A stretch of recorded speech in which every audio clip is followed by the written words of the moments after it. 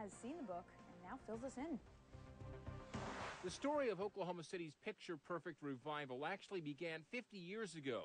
At least that's what authors Steve Lackmeyer and Jack Money contend in OKC Second Time Around, a book the two Oklahoman reporters decided to write 7+ years ago, at a time when both were covering City Hall and when, with the Bricktown Canal nearly complete, at least one felt that some fact-finding and background on maps might make a good read. Steve was like, well, I think we ought to do it. And I said, well, I think you're crazy. Anyone who's worked around us can tell you ours is a partnership of creative tension. Our best work comes after we've done a little bit of yelling, a little bit of fighting. The sparring duo discovered there was a dirty little secret about maps when it was being sold to Oklahoma City voters in the fall of 1993. It was really just a continuation of another revitalization program that dated back to 1956. The much maligned urban renewal. If it had been sold that way, it never would have passed. But that's the truth. Among the evidence for their claim is this film the authors unearthed, produced by Urban Renewal in the late 60s to convince citizens that change was needed. Like many cities, Oklahoma City is showing the disease called blight.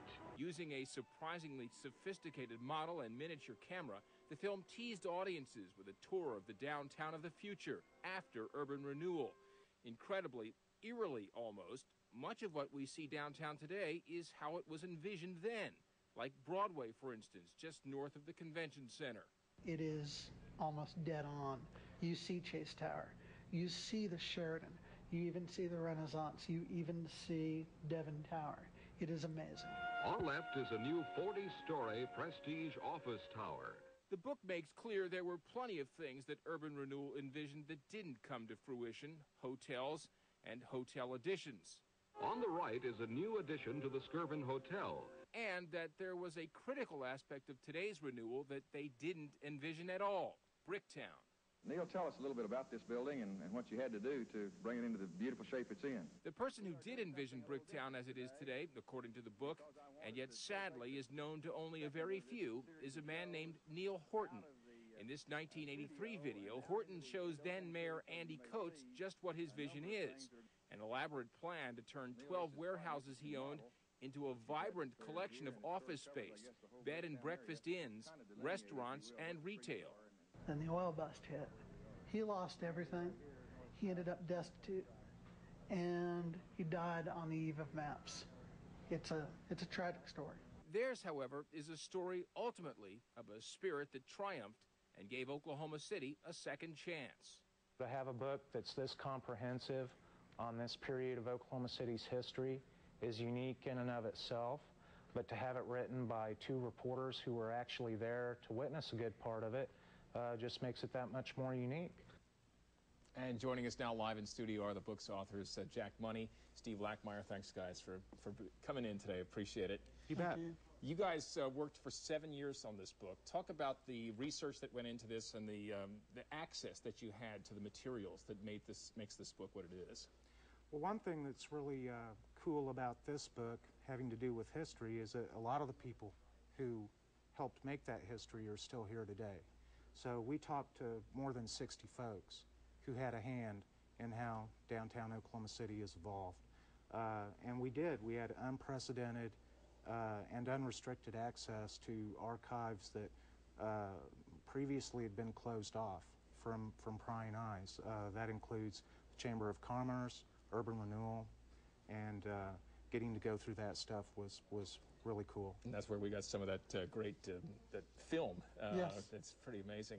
Steve, talk about the Neil Horton aspect of this. I mean, that's, to me, is fascinating. It's sad, really. Yeah. It really is. He was visionary. He acquired all of this property during the height of the oil boom and made some assumptions based on oil boom lease rates and construction interest loan rates. And sadly, the oil bust hit, and he lost everything. His car got repossessed the day that he was expecting word on whether or not he'd get a federal grant to build a parking garage. And yet, he remained interested in Bricktown, passionate about it, pretty much until his death. You guys, there are going to be, I mean, you know just about everything there is to know, but there were even some surprises for you when you did the research? So I imagine people, when they read this book, there's going to be a lot of stuff that they have never heard before. I guess the biggest surprises to us, beside the Horton story, that was very surprising to us, and to see what kind of vision he had, maps came so close to not happening. It was literally, one meeting where another decision would have changed it all. I mean, they were so close to abandoning hope for that. Well, and everything we see today wouldn't exist without that. Congratulations on your first book, Jack. And you have another one in the works here? We have a couple of ideas, but we're going to let... But he's crazy, right? That, and we're going to let our wives kind of recover from this effort before we forge ahead on the next one. All right, guys. Thanks for being here. Appreciate it. Thank you for your time. Appreciate it. The book went on sale today at Full Circle Books in Oklahoma City. We'll be right back.